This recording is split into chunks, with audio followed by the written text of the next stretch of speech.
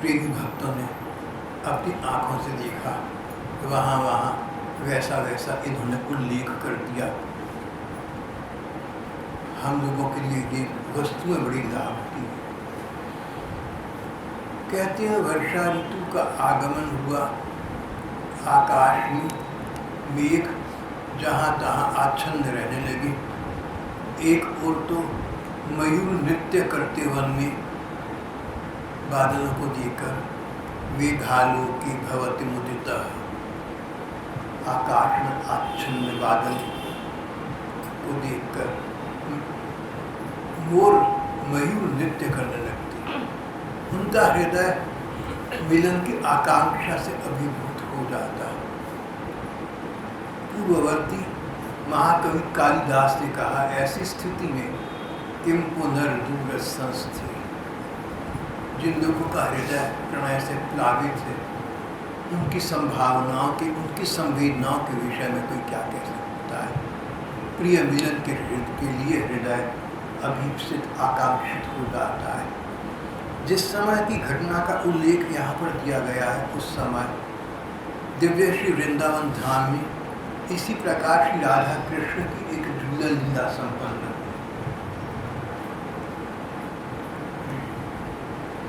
One उपवन में हिंडोले पर, झूले पर श्री राधा कृष्ण विराज रहे हैं। एक ओर श्री कृष्ण हैं, दूसरी ओर उनकी प्रेयसी, उनकी प्रियतमा बाई ओर श्री राधिका जी विराज रहे हैं। हिंडोला ऐसा स्वर्ण उज्ज्वल, मानो स्वर्ण का बना। स्वर्ण भी हमारे देश का, हमारी दुनिया वाला स्वर्ण नहीं, भगवान के दिव्य लोक का स्वर्ण। हमारे यहाँ जो वस्तुएं हैं वही वस्तुएं वहाँ भी हैं, नाम तो वही है पर उनका स्वरूप सत्ता अलग अलग है। जो कमल का फूल हमारे यहाँ है, श्री भगवान के धाम में भी वही कमल का फूल है, नाम तो वही कमल है, वृत्ति प्रवृत्ति वही है, पर वहाँ का कमल का फूल बहुत अधिक सुंदर है। हमारे कमल के फूल से मानो उसकी तुलना नहीं। इस प्रकार एक स्वर्ण उज्ज्वल हिंडोले पर श्री राधा कृष्ण विराज रहे हैं। गोपिकाएं श्री राधा कृष्ण की सखी उन्हें झूठी दे रही हैं, उन्हें झूला झूला रही हैं। कुछ देर व्यतीत हुई, श्री राधिका जी के मन में आता है कि ये सखी हमारी इतनी सेवा करती हैं, इनका सुख एक ही बात में है। गोपियों का सुख, राधा कृष्ण की सखियों का सुख किस बात में है? क्या इस बात में है कि श्री कृष्ण के पास बैठकर ये भी झूला झूले जैसे राधा जी झूल रहे? श्री राधा जी के मन का नहीं। इनका परम सुख, इनका सर्वोत्तम सुख ये नहीं है कि ये श्री कृष्ण के साथ बैठकर उनके पास में विराजित होकर झूला झूले। सखियों का सुख ये नहीं है। सखियों का सर्वोच्च सुख तो ये है कि उनके सखा स्वामी श्री कृष्ण और सखी स्वामी श्री राधिका जी झूला झूले, एक दूसरे से सुख प्राप्त करें, और वो सुख इन गोपिकाओं को, इन सखियों को, इन सेविकाओं को स्वयं मिल जाता है। तत्सुखे सुख। श्री राधा कृष्ण को सुख मिल रहा है, झूला झूले में सुख मिल रहा है, परस्पर की लीला केली में सुख मिल रहा है, उतना ही सुख झूला झुलाने वाली गोपिकाओं को मिल रहा है। गोपिकाएं अलग से श्री कृष्ण का स्पर्श सुख नहीं चाहती। श्री राधा कृष्ण परस्पर संग सुख का आह्लाद प्राप्त करें, इसमें श्री गोपिकाओं का अपना सुख निहित है।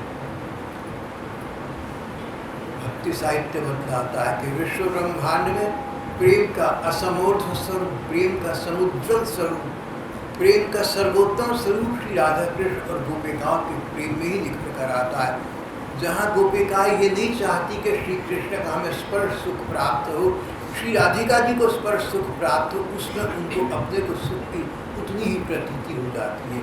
पर श्री राधिका जी सोच रही हैं अपने मन में, ये तो सखियों की कथा गाथा है, इनका हमारी प्रति इस प्रकार का अगाध अनुराग है। पर जैसे सखियों को सुख मिलता है इस बात में कि राधा कृष्ण परस्पर मिलकर झूला झूले, इसी प्रकार श्री राधिका जी सोचते मुझे सुख तब मिलेगा जब ये गोपिकाएं श्री कृष्ण के साथ झूला झूले।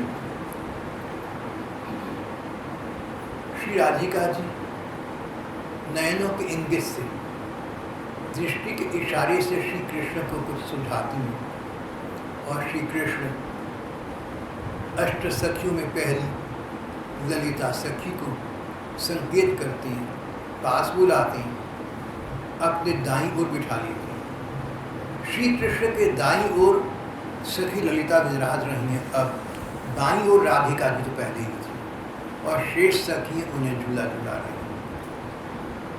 राधिका जी को सुख ये मिल रहा है कि हमारी सखी ललिता श्री कृष्ण के संसर्ग में वही सुख प्राप्त कर रही है जो मुझे मिल रहा था। मेरा सुख अधूरा था, मुझे एक अतृप्ति थी, मुझे एक असंतोष था कि सुख मुझे तो मिल रहा है पर जो सुख अपने को मिलता हो और अपने प्रियजनों को न मिलता हो वो सुख तो पूरा नहीं हुआ करता। पूर्ण सुख तो वो है जो हमें प्राप्त हो और हमारे प्रियजनों को भी वही सुख प्राप्त हो, तभी प्राप्ति की सुख प्राप्ति की प्रतीति होती है।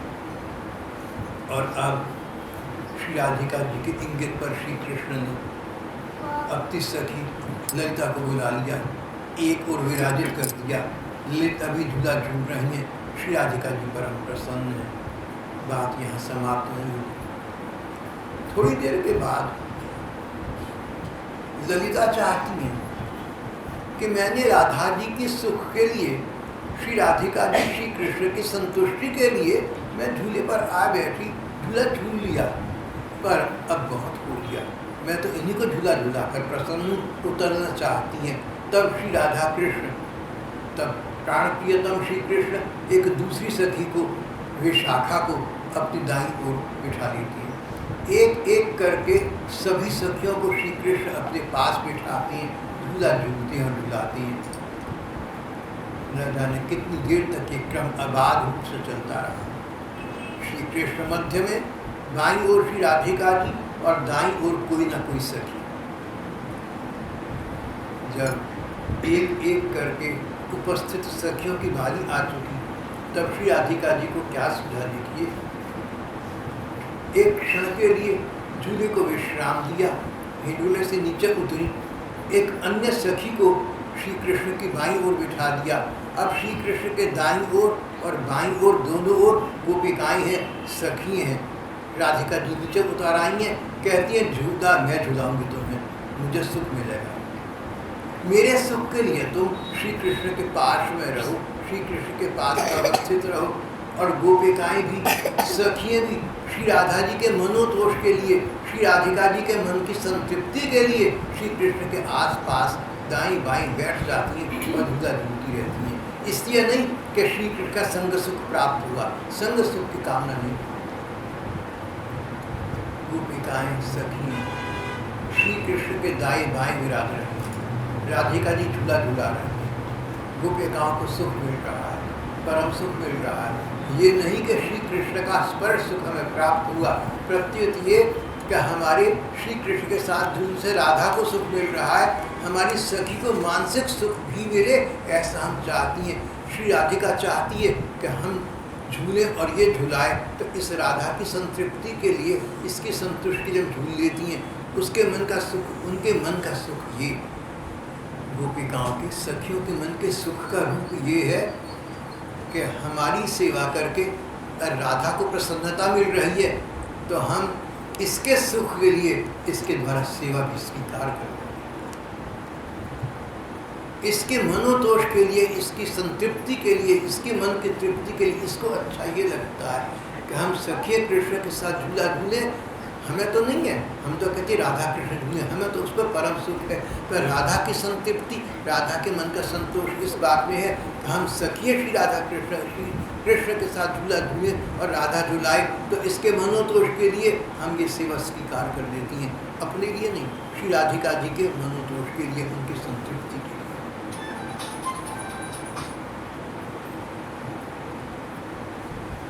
ललिता विशाखा आदि जितनी प्रमुख सखियाँ थीं, एक एक करके सबको प्रियतम श्याम सुंदर अपनी दाहिनी ओर बिठाकर उन्हें परमानंद का साक्षात्कार कराते हैं। रासेश्वरी निज प्राणेश्वरी श्री राधिका जी की इच्छा इस रूप में पूर्ण कर रही हैं।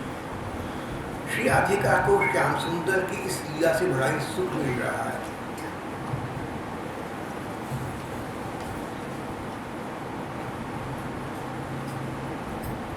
सखियों ने निज सुख कामना से नहीं, श्री राधा रानी की इच्छा पूर्ण हो, इनको सुख मिले, इसलिए श्री कृष्ण के साथ झूला झूलना स्वीकार कर लिया।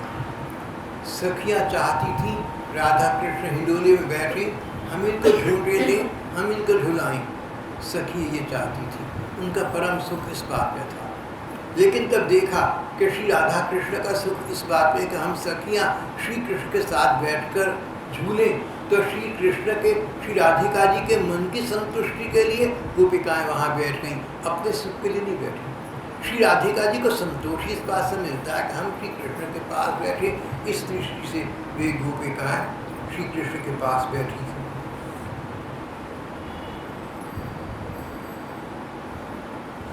न जाने कितनी सखियाँ, कितनी मंजरियाँ, सेविकाएँ श्री राधा माधव के सेवा सुख सागर में नित्य निबद्ध रहती थी, उसमें अवगाहन करती थी, उसमें उनको परम सुख प्राप्त होता था।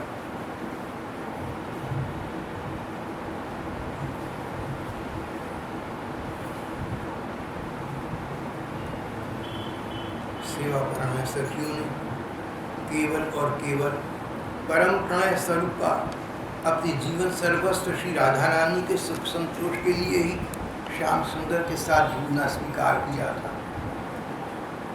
और इससे श्री राधिका जी को और राधिका जी के सुख से श्याम सुंदर को सुख होगा, इसी में उन्होंने अपना परम सौभाग्य समझा था। धन्य है उन भक्तों का जीवन जो श्री राधा कृष्ण के सुख के लिए, उनके प्रेमी जनों के सुख के लिए अपना सर्वस्व विसर्जित कर देते हैं और इसमें परम सुख प्राप्त करते हैं। सखियाँ श्री राधा कृष्ण के सुख के लिए सब कुछ करती हैं, कोई बलिदान नहीं करती, उत्सर्ग नहीं करती। उनमें ये भावना नहीं आती कि हम राधा कृष्ण के सुख के लिए अपना सुख विसर्जित कर दें, उत्सर्ग की भावना नहीं आती। ये तो बहुत साधारण बात हो जाएगी। किसी के लिए बलिदान करना, किसी के लिए त्याग करना, इसमें परायापन आ गया। कोई और है और हम कोई और हैं, हम किसी के लिए त्याग कर रहे हैं। गोपिकाएं ऐसा नहीं करती, श्री राधिका जी ऐसा नहीं करती। वो एक दूसरे के सुख के लिए अपने सुख का विसर्जन नहीं कर रही, उनको अधिक सुख प्राप्त हो रहा है, एक दूसरे के सुख में अधिक सुख प्राप्त हो रहा है, इसलिए करती।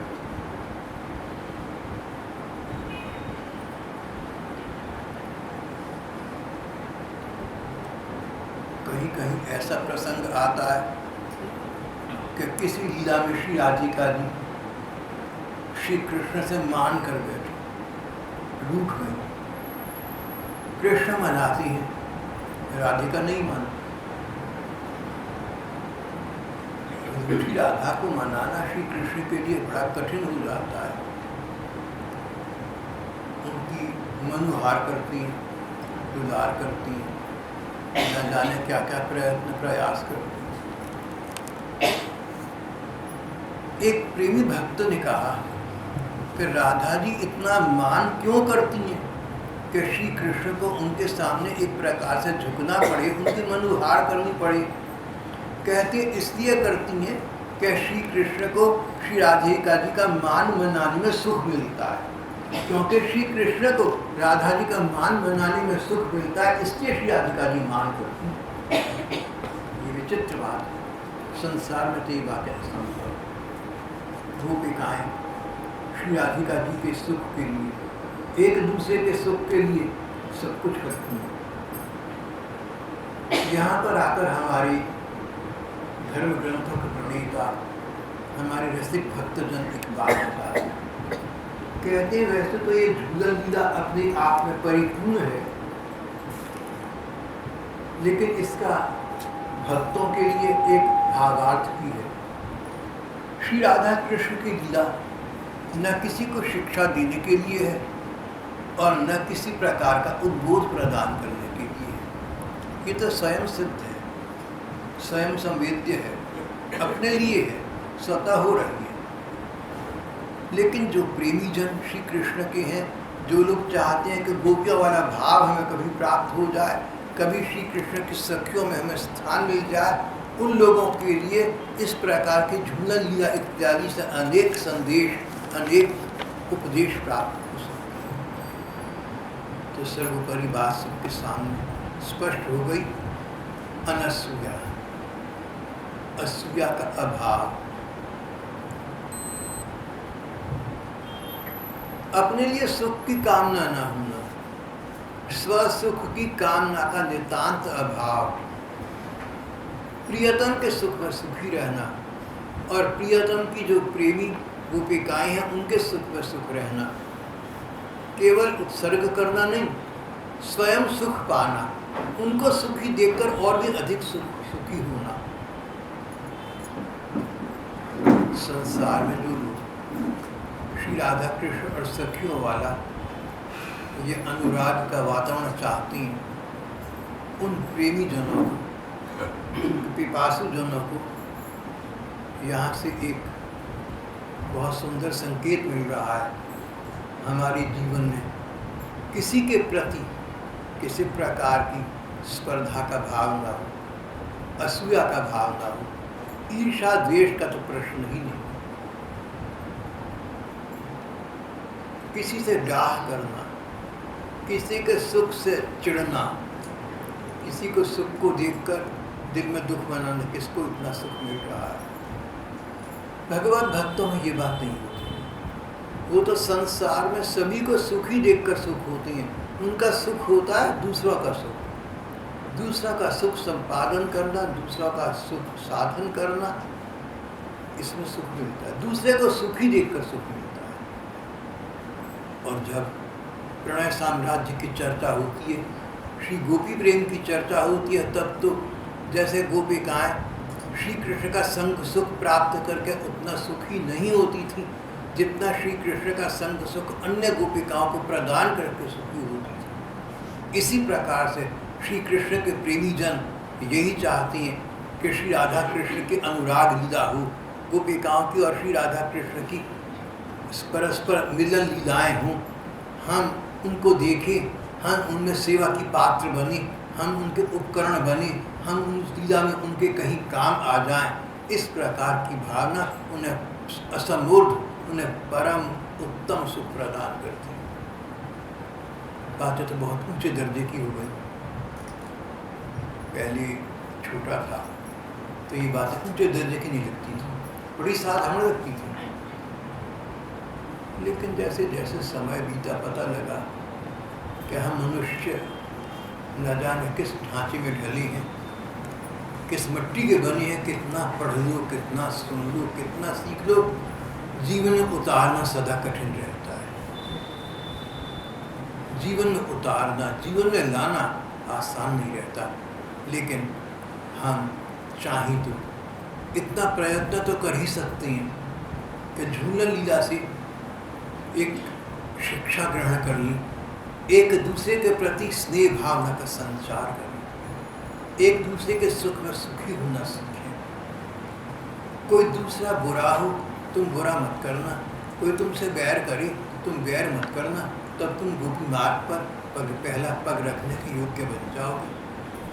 इतना तो कम से कम करना होगा, इससे कम में गुजारा नहीं होगा।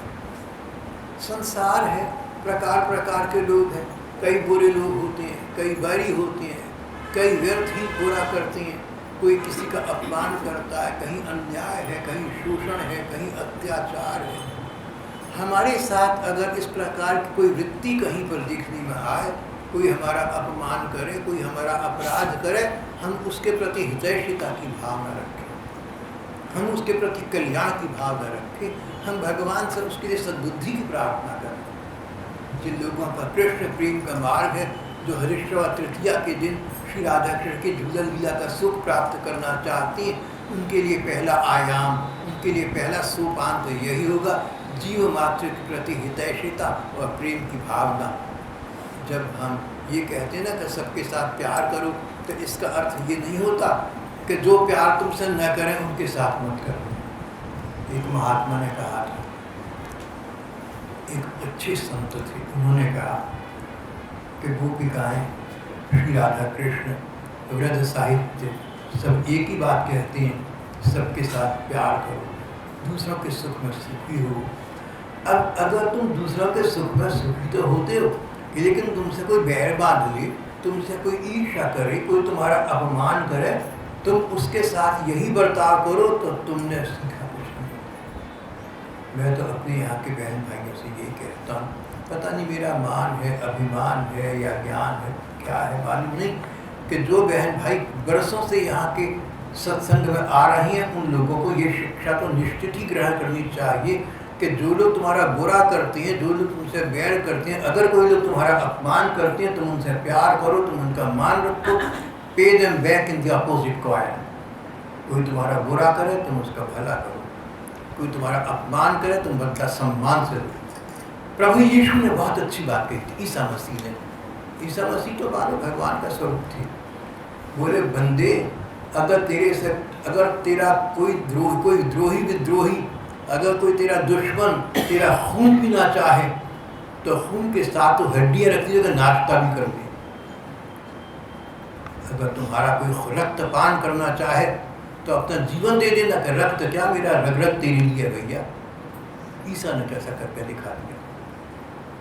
हम लोग तो इस देश में रहते हैं और श्री राधा कृष्ण के प्रेम तत्व को समझने का प्रयत्न करते हैं, उनके लिए ये पहला शिक्षा है, पहला पाठ है, पहला आयाम है। हम लोगों को चाहिए कि अगर हमारे जीवन में आसपास या दूर पार कोई बुरे हो, तो तुम उनको बुरा मत समझना, उनके साथ बुरा मत करना, अच्छा करना। कोई बैरी हो तुम्हारे, तुम उनसे बैर मत साधना, तुम उनसे प्यार करना। कोई तुम्हारा अपमान करते हो, तुम उनका सम्मान करना।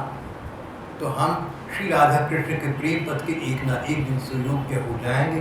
आज का हमारा प्रसंग यहाँ समाप्त हो जाता है। श्री कृष्ण